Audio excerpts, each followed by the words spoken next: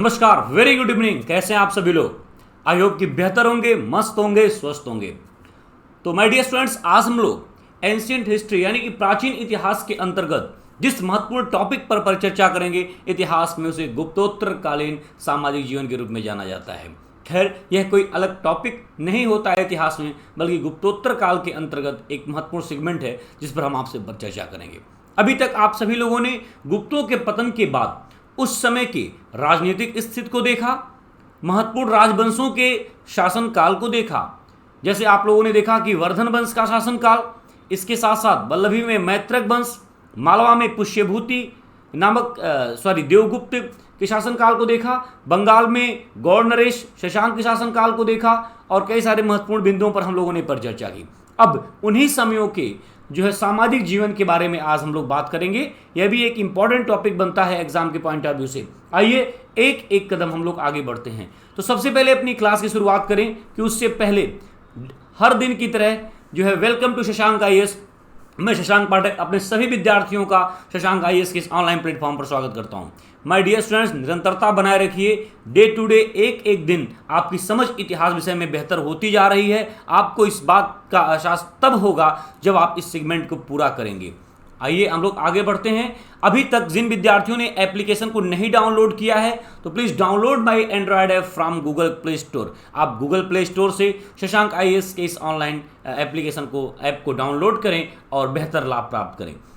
जो भी विद्यार्थी इंटरेस्टेड हैं, क्लास में एडमिशन लेना चाहते हैं, तो मैं आपको बता दूं कि कोर्स ड्यूरेशन 4 मंथ्स इस सेगमेंट का है। इतिहास एक समग्र अध्ययन के अंतर्गत आपको प्राचीन भारत, मध्यकालीन भारत, आधुनिक भारत, भारतीय कला और संस्कृति के साथ साथ विश्व इतिहास के महत्वपूर्ण सेगमेंट पर परिचर्चा की जाएगी। बात अगर फीस स्ट्रक्चर की करें तो इस कोर्स की फीस 1199 रुपये, बट आप यहाँ पर देखेंगे कि वन टाइम अगर आप पेमेंट करते हैं तो मात्र 999 रुपये।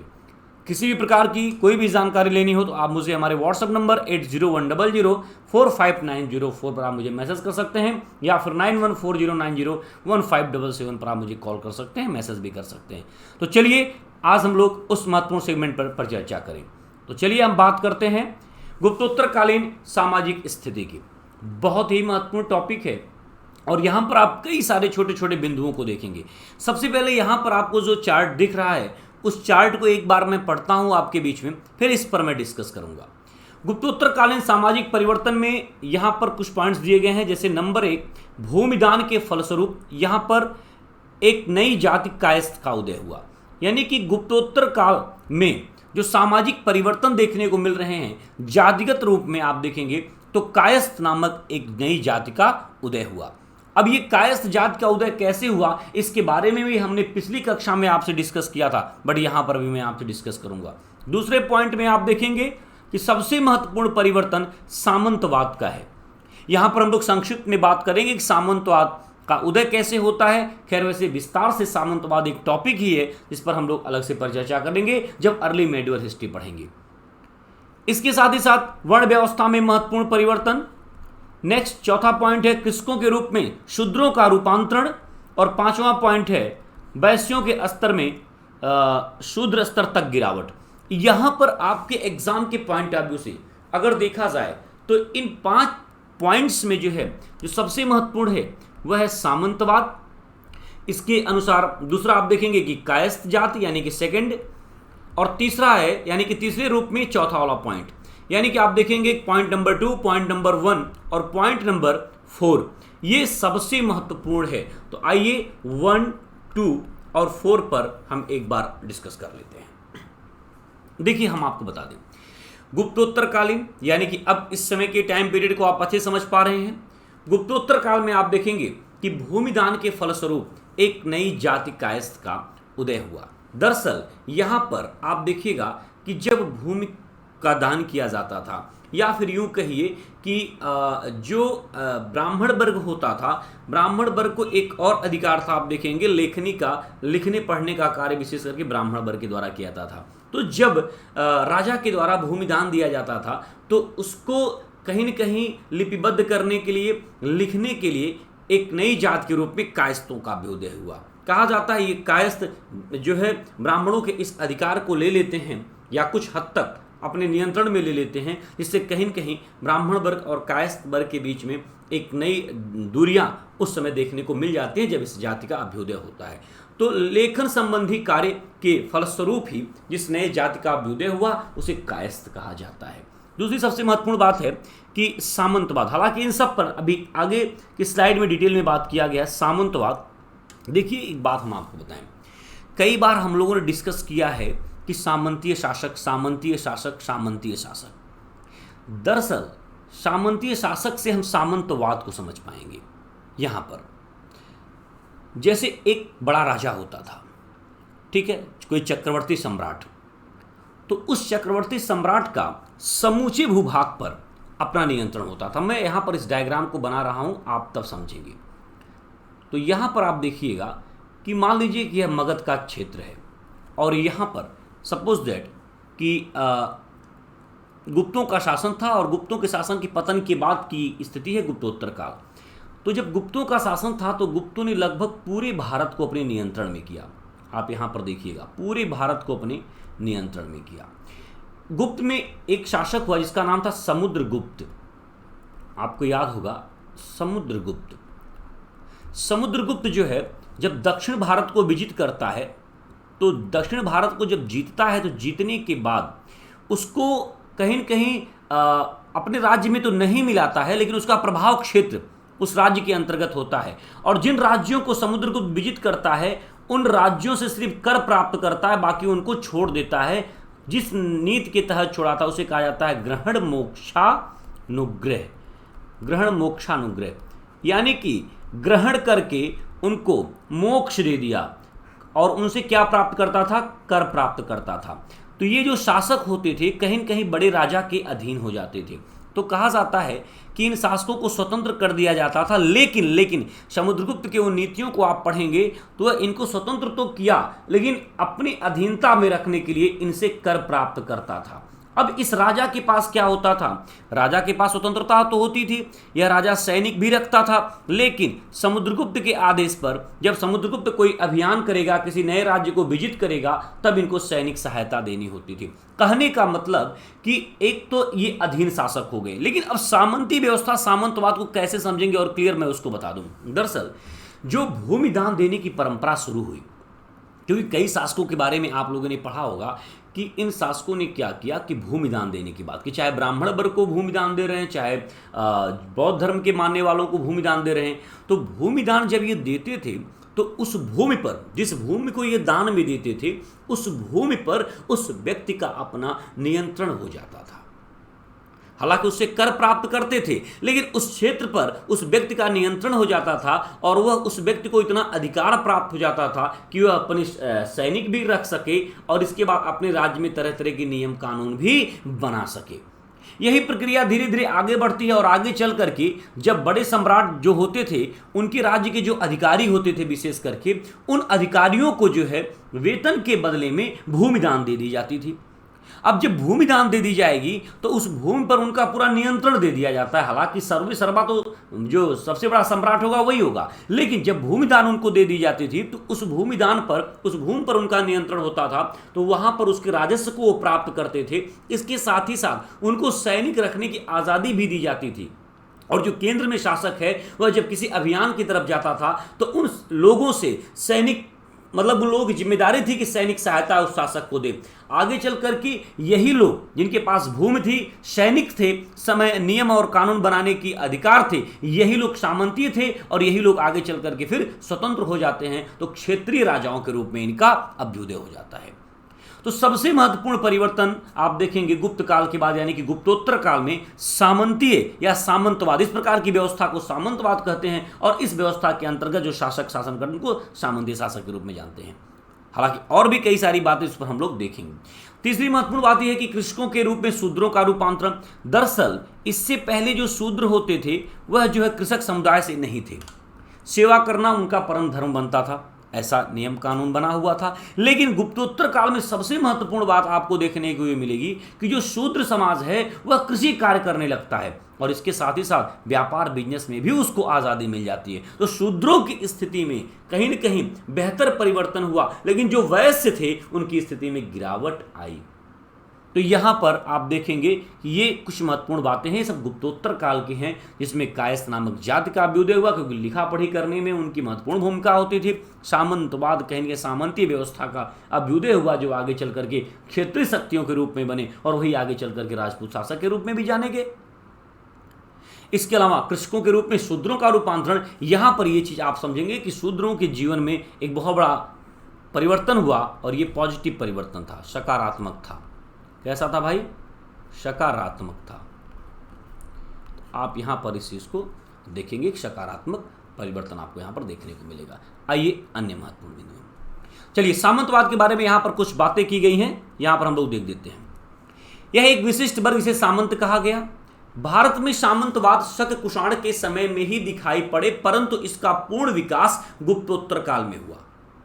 कहा जाता है कि सामंतवाद के विकास में प्राचीन भारतीय धर्म विजय की अवधारणा का भी योगदान है। यह धर्म विजय की अवधारणा किसकी बात की गई है? आपको याद होगा, ये जो धर्म विजय की बात यहां पर कही जा रही है, ये धर्म विजय किसकी? समुद्रगुप्त के बारे में। आपको पता है कि दक्षिण भारत अभियान समुद्रगुप्त करता है, और दक्षिण भारत अभियान में आप यहां पर देखेंगे कि वह जो ग्रहण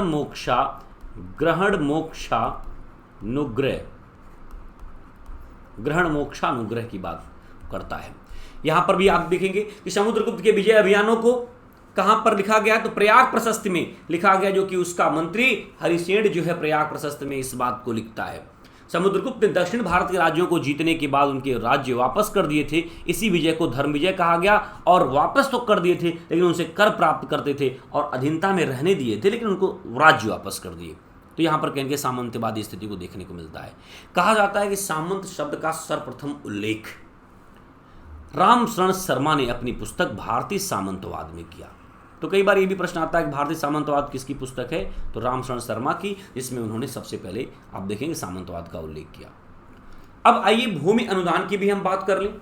अच्छा, अगर हम आपसे पूछें कि भूमि अनुदान का पहला अभिलेखित साक्ष्य किस राजवंश और उनकी किस रानी से प्राप्त होता है, तो आप यहां पर समझ गए होंगे। भूमि अनुदान का पहला साक्ष्य जो है सातवाहन वंशीय रानी नागनिका के नाना घाट अभिलेख से प्राप्त होता है। तो पहला भूमि अनुदान का अभिलेख प्रमाण आप देखेंगे सातवाहन अभिलेख में है, यानी कि पहली शताब्दी में। और किसके साक्ष्य से? तो आप देखेंगे जो है नाना घाट अभिलेख से। नाना घाट अभिलेख और किसका होता है? नागनिका का। नागनिका का नाना घाट अभिलेख। तत्कालीन ग्रंथों में भूमि अनुदान केवल क्षत्रियों तक ही नहीं बल्कि सभी वर्गों को प्रदान किए जाते थे, अर्थात आप सामान किसी भी वर्ग का हो सकता था, वह व्यक्ति किसी भी वर्ग का हो सकता था। भूमि अनुदान 6वीं सदी तक यह पूर्णतया को प्राप्त कर लिया था, यानी कि 6वीं शताब्दी ईस्वी तक आप देखेंगे लगभग भूमि अनुदान एक बहुत बड़े पैमाने पर हो रहा था। पहले यह अनुदान केवल ब्राह्मणों को धार्मिक कार्यों के लिए दिए जाते थे, लेकिन बाद में बड़े बड़े अमात्यों को, अधिकारियों को जो है उनकी सेवा के बदले में भूमि दिए जाते थे। रामशरण शर्मा, भारत में सामंतवाद का उदय राजाओं द्वारा ब्राह्मणों तथा प्रशासनिक तथा सैनिक अधिकारियों को भूमि और ग्राम दान में दिए जाने के कारण हुआ। ये भी कई बार परीक्षा में बन जाता है, तो यहां पर इस बात को ध्यान देंगे। आइए वर्ण व्यवस्था की बात कर लें। आप यहां पर देखिए, ह्वेनसांग, अल-मसूदी और अल्बेरुनी ने स्पष्ट वर्णन किया है कि समाज में ब्राह्मणों का सर्वश्रेष्ठ स्थान था। तो गुप्तोत्तर काल में ब्राह्मणों की स्थिति बेहतर थी और सर्वश्रेष्ठ पोजीशन पर ब्राह्मण वर्ग बना रहा। इस बात को ह्वेनसांग, अल-मसूदी और अल्बेरुनी ने कहा जाता है कि विष्णु धर्मोत्तर पुराण में भूमि के साथ दास तथा कर्मकारों को दान दिए जाने का उल्लेख है। जब भूमि दान में दी जाती थी तो उनके साथ साथ दासों को तथा कर्मकारों को भी जो है दान में दिया जाता था। कहा जाता है कि इसमें और भी कई सारी ऐसी बातें जिस पर हमने आपसे विचार किया था कि जो ब्राह्मण अध्ययन, अध्यापन, यज्ञ आदि में पारंगत होते थे उन्हें क्षत्रिय या आचार्य अथवा उपाध्याय कहा जाता था। ठीक है। इसके अलावा ह्वेनसांग ने स्वयं ठक देश के ब्राह्मणों को खेती करते हुए देखा। खैर यहां से कोई क्वेश्चंस नहीं बनेगा, आप विशेष रूप से इस वाले पॉइंट्स को विशेष रूप से ध्यान देंगे, जो आपके एग्जाम में कभी भी प्रश्न बन सकता है कि गुप्तोत्तर काल में वर्ण व्यवस्था के अंतर्गत किस वर्ण का जो सर्वश्रेष्ठ स्थान था? तो ब्राह्मण। राजपूत शब्द देखिए, गुप्तोत्तर काल में राजपूतों के भी अभ्युदय की घटना बहुत महत्वपूर्ण है। यहां पर थोड़ा सा आप विशेष रूप से ध्यान दीजिएगा। राजपूत शब्द का अभ्युदय, खैर राजपूत अर्ली मिडिल हिस्ट्री में हम आपको पढ़ाएंगे, मैं यहां पर आपको इंडिकेट कर रहा हूं तो वहां पर एक अलग टॉपिक के रूप में चलेगा। गुप्तोत्तर काल की प्रमुख घटना राजपूतों के अभ्युदय से। प्रश्न ये उठता है कि राजपूत अचानक कहां से आ गए। तो यहां पर आप ध्यान दीजिएगा कि जो वर्ण व्यवस्था थी, वर्ण व्यवस्था में ब्राह्मण, क्षत्रिय, वैश्य और शूद्र, ये 4 वर्ण हुआ करते थे। बाद में जातियां निकल करके आईं। जातियों का अभ्युदय विवाह से, और उसके बाद और यहाँ पर जब उन्होंने अपने व्यवसाय को अपनाया तो इन दोनों तरीकों से जातियों के अभ्युदय को देखा जाता है। बट यहाँ पर जो वर्ण व्यवस्था में क्षत्रिय वर्ण था, उसका कार्य था शासन करना और सबकी सुरक्षा करना। लेकिन अचानक क्षत्रिय शब्द गायब हो गया और उसकी जगह पर राजपूत शब्द ने अपना पोजीशन बनाया। तो राजपूत कौन थे? दरअसल राजपुत्र यानी कि राजा का पुत्र, और ये राजा का पुत्र यानी कि राज्य का पुत्र। अब यहां पर प्रश्न बनता है कि राज का पुत्र कौन था? तो इस राज्य के पुत्र में ब्राह्मण भी थे, इस राज्य के पुत्र में क्षत्रिय भी थे, इस राज्य के पुत्र में वैश्य भी थे, इस राज्य के पुत्र में शूद्र भी थे। इसके साथ साथ वे विदेशी जातियां जिन्होंने लगातार आक्रमण किया और भारत में ही बस गए। भाई आप देखेंगे कि चाहे हखामनी वंश के हों, चाहे यवन हों, शक, कुषाण, होड़, पार्थी, पहलव, जितने भी थे, ये सब भारत में आक्रमण किए। इनमें से कुछ ही लोग भारत से वापस गए या कम संख्या में लोग गए, बाकी के सब यहीं कहीं बस गए। तो बस गए तो गए कहाँ? तो आपने देखा कि जो लोग बसे, चूंकि इनका कार्य युद्ध करना था और यहाँ के जो राजपूत लोग थे, क्षत्रिय लोग थे, उनका भी वही कार्य करना था, तो ये विदेशी जातियाँ क्षत्रियों के साथ समाहित हो गई। और वे ब्राह्मण वर्ग के लोग जो शासन सत्ता में अपनी रुचि लिए, वह भी कहीं कहीं क्षत्रिय रूप में हो गए। वैश्य और शूद्र वो भी क्षत्रिय रूप में हो गए। जैसे नंद वंश शूद्र थे, गुप्त वंश वैश्य थे, शुंग वंश, कर्ण वंश, सातवाहन वंश ब्राह्मण थे। तो ये सब मिल करके आगे चल करके राजपुत्र के रूप में कहलाए और वही राजपूत कहलाए। तो यानी कि जो राजपूत हैं वह इन सभी जातियों के सम्मिश्रण के रूप में देखे जाते हैं। सर्वप्रथम कर्नल टाड ने अपनी पुस्तक annuls and history of Rajasthan में राजपूतों का उल्लेख किया।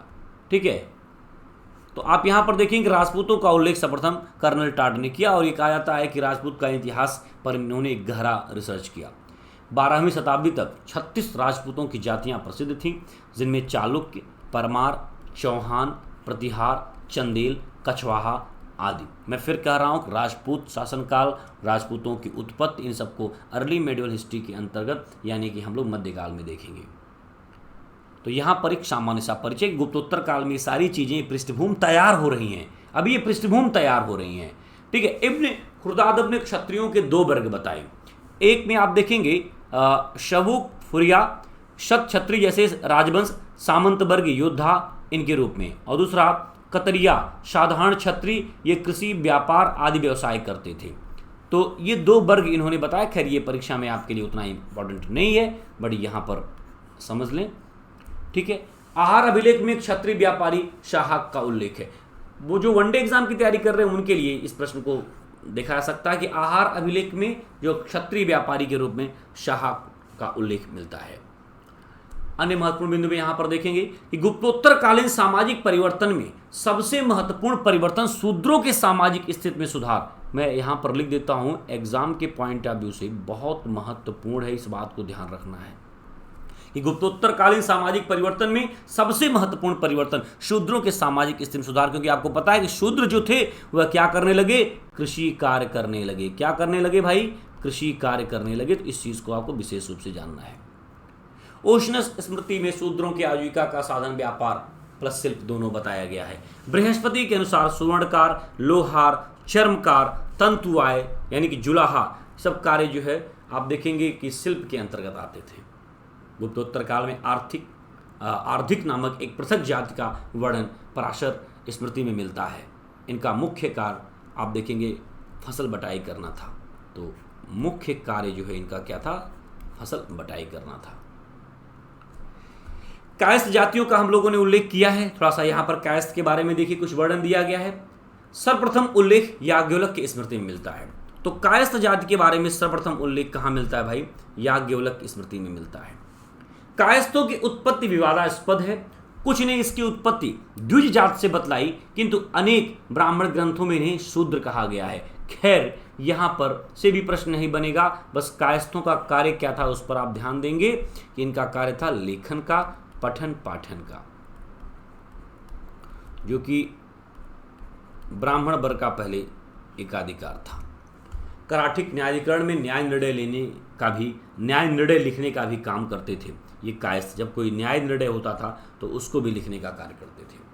रामशरण शर्मा के अनुसार कायस्थों की उत्पत्ति से ब्राह्मणों का एकाधिकार समाप्त हो गया, क्योंकि पहले ये कार्य ब्राह्मण वर्ग के लोग करते थे, लेकिन जब कायस्थ का अभ्युदय हुआ तो उनके इस कार्यों में उन्होंने हस्तक्षेप किया और कहीं न कहीं उस प्रकार के कार्य करने लगते हैं। अच्छा, गुप्तोत्तर काल की एक और महत्वपूर्ण विशेषता आप देख लीजिए। गुप्तोत्तर काल में आप देखेंगे अस्पृश्यता की, मतलब कुछ ऐसी जातियां थी जो अछूत मानी जाती थी, और कहा जाता है गुप्तोत्तर काल में अस्पृश्य जातियों की संख्या में वृद्धि हुई, अछूत जातियों की संख्या में वृद्धि हुई, और कहा जाता है कि चांडाल जो थे वह अछूत जात के रूप में माने जाते थे। लेकिन इसके अलावा 7 अन्य जातियों को भी अस्पृश्य माना गया। जैसे आप देखेंगे रजक यानी कि धोबी, चर्मकार यानी कि चमार, वरुण यानी कि चटाई टोकरी बनाने वाला, कैवर्त यानी कि मछुआरे, धीवर, नट, भेद यानी कि आदिवासी, ये सभी जातियों को क्या कर लिया गया, भी अस्पृश्य मान लिया गया। जबकि इससे पहले अस्पृश्य नहीं थी, सिर्फ चांडालों को अस्पृश्य माना जाता था। लेकिन आप यहां पर देखेंगे रजक, चर्मकार, विशेषकर ये दो आपकी परीक्षा में पूछा जाता है, इनको अछूत कम माना गया गुप्तोत्तर काल में। कहा जाता है कि बृहद्धर्म और स्कंद पुराण में 18 अत्यंत जातियों का उल्लेख मिलता है। ब्रह्म पुराण के अनुसार बौद्ध, जैन, लोकायत और कापालिकों को स्पर्श करने से व्यक्ति को सर्वस्त्र स्नान करके शुद्ध होना पड़ता था। खैर ये सब बातें नहीं आपकी परीक्षाएं बनेंगी, बट यहां पर आप देखिएगा कि चांडालों के अलावा 7 अन्य जातियों को अस्पृश्य माना गया। एग्जाम के पॉइंट ऑफ व्यू से विशेष रूप से ध्यान देना है। स्त्रियों की स्थिति की अगर हम बात करें तो पहले की तुलना में गिरावट आई। इस काल में लड़कियों का आदर्श विवाह 8 वर्ष तक मान लिया जाता था, यानी कि 8 वर्ष की लड़की का विवाह कर दिया जाता था। अब इस कम उम्र में अगर विवाह किया जा रहा है तो निश्चित रूप से उनकी स्थिति बेहतर नहीं होगी। 8 वर्ष की लड़की को गौरी तथा 10 वर्ष की लड़की को कन्या कहा जाता था, इसलिए गौरी का ही विवाह कर दिया जाता था, कन्या का भी विवाह होता था। लेकिन 8 वर्ष की जो लड़की है वो गौरी होती थी और 10 वर्ष की कन्या। स्थिति खराब थी, मेन बात आपको यही समझना है। सती प्रथा की अगर हम बात करें तो सती प्रथा का अभिलेखी साक्ष्य गुप्त काल में मिलने लगा था। आपको याद होगा कि गुप्त काल में आप देखेंगे कि भानुगुप्त का एरण अभिलेख है, भानुगुप्त का एरण अभिलेख जो कि 510 ईस्वी का है, उसमें गोपराज की पत्नी सती हो जाती है, जो कि भानुगुप्त के मित्र थे, गोपराज की पत्नी, ठीक है। किंतु 9वीं शताब्दी सती प्रथा अत्यधिक प्रचलित हुई। अब प्रश्न उठता है सती प्रथा सबसे अधिक प्रचलन में कब आया, तो 9वीं शताब्दी से इसका प्रचलन बढ़ने लगा। लेकिन पहला अभिलेखी साक्ष्य तो भानुगुप्त के आप देखेंगे यहां पर एरण अभिलेख से। अंगिरा, हारित आदि गुप्तोत्तरकालीन स्मृतियों के साथ अपरार्क विज्ञानेश्वर आदि ने सती प्रथा की प्रशंसा की, किंतु मेघातिथि ने इसे आत्महत्या व स्त्रियों के लिए पूर्णतः निषिद्ध बताया। तो यहाँ पर आप देखेंगे ये लोग प्रशंसा कर रहे हैं, लेकिन मेघातिथि ने इसे आत्महत्या व स्त्रियों के लिए पूर्णतः निषिद्ध बताया। इस पॉइंट से एग्जाम में क्वेश्चन बनेगा, इसको ध्यान देना है। दास प्रथा की बात कर लें तो यहां पर अगर दास प्रथा की हम बात करें तो यहां पर आप देख सकते हैं कि इस समय राजा, सामंत, गृहस्थों, बौद्ध मठों, मंदिरों में भी ज्यादा दास रहते थे। तो आप देखेंगे कि दास प्रथा बढ़ गई, दासता अधिक चलने लगी। विज्ञानेश्वर ने अपनी पुस्तक मिताक्षरा में 15 प्रकार के दासों का उल्लेख किया। तो यहां पर आप देखेंगे विज्ञानेश्वर की ये पुस्तक है मिताक्षरा, और इसमें 15 प्रकार के दासों का उल्लेख मिलता है। जैन ग्रंथ सम्रायक्षा कहा तथा प्रबंध चिंतामणि में दास व्यापार की अनेक कथाएं मिलती हैं। इसके अलावा त्रिशिष्ट शलाका चरित्र में कहा गया कि सामान्यतः दासों को खच्चर की तरह पीटना चाहिए। खैर आप यहाँ पर देखेंगे ये सब सामाजिक बुराई के रूप में जाना जाता है। तो यहाँ पर एक कम समय के लिए क्लास थी, लेकिन यहाँ पर जो कुछ महत्वपूर्ण फैक्ट आप लोगों ने देखा, विशेष करके आपको मैं दोबारा से इन फैक्टों पर एक बार बता दूं जो कि एग्जाम के लिए बहुत महत्वपूर्ण है। कि सबसे पहले तो आप यहाँ पर देखेंगे कि सामंतवाद जैसी व्यवस्था का अभ्युदय, कायस्थ और कृषकों के रूप में शूद्रों का रूपांतरण, ये गुप्तोत्तरकालीन सामाजिक स्थिति, मेन हेडिंग देखिएगा सामाजिक स्थिति की हम बात कर रहे हैं, प्रश्न यहाँ से बनता है। इसके अलावा आप यहाँ पर देखेंगे कि भूमि अनुदान, तो इसका भी एक इम्पॉर्टेंट है। और देन राजपूतों का अभ्युदय भी कहीं न कहीं गुप्तोत्तर काल में आपको देखने को मिल रहा है। खैर इन सब पर हम लोग डिटेल में बात करेंगे। यहाँ पर सिर्फ और सिर्फ हमारा एकमात्र उद्देश्य है कि उन सभी चीज़ों से आपको रूबरू कराना जो कि अभी आने वाले अर्ली मिडिल हिस्ट्री में हम लोग देखेंगे, ठीक है। इसके अलावा यहाँ पर कायस्थ जाति के बारे में आप यहाँ पर देखें। खैर इनकी उत्पत्ति से कोई विशेष क्वेश्चन नहीं बनेगा, इस चीज़ को ध्यान रखना है। हाँ, सर्वप्रथम इनका उल्लेख याज्ञवल्क्य स्मृति में हुआ है, इस चीज़ को आपको यहाँ पर विशेष रूप से ध्यान देना है। इसके बाद आप देखेंगे अस्पृश्यता के बारे में। ये प्रश्न कई बार बना है। चांडालों के अलावा 7 अन्य जातियों को अस्पृश्य माना गया, तो इनको भी आप विशेष रूप से ध्यान दे लेंगे। स्त्रियों की स्थिति में गिरावट आई और विवाह की उम्र को आप देख करके इस बात को समझ सकते हैं। साथ ही साथ आप देखेंगे कि जो सती प्रथा के जो साक्ष्य हैं वो 9वीं शताब्दी में बहुत बड़े पैमाने पर देखने को मिलते हैं, जिसमें आप देखेंगे मेघातिथि जो हैं इन्होंने इसे आत्महत्या और स्त्रियों के लिए पूर्णतः निषिद्ध बताया। दास प्रथा के बारे में आप यहाँ पर देख रहे हैं। 15 प्रकार के दासों का उल्लेख विज्ञानेश्वर ने अपनी पुस्तक मिताक्षरा में किया हुआ है। ये इंपॉर्टेंट लाइन है, इसको आप विशेष रूप से ध्यान देंगे। तो बस इतना ही, बहुत संक्षिप्त क्लास आज की रही है। और आप देखेंगे कि आज आप सभी का टेस्ट भी हो रहा होगा, और इसके बाद सैटरडे चूँकि जो शेड्यूल अपना बना हुआ है, संडे को हम लोग पूर्णतः क्लास को ऑफ रखेंगे और सैटरडे को टेस्ट रखेंगे। तो इस चीज़ को ध्यान रखना है, क्योंकि फ्राइडे को टेस्ट हो रहा है, तो सैटरडे को जैसा टीम होगा वैसा डिसाइड करके क्लास शेड्यूल अगर होगा तो आपके बीच में आ जाएगा, आपके ग्रुप में आ जाएगा। बाकी आप लोग प्रैक्टिस करते रहेंगे और नेक्स्ट क्लास में पुनः हम आपसे मुलाकात करेंगे। बहुत बहुत धन्यवाद। Thank you very much. Once again thank you very much.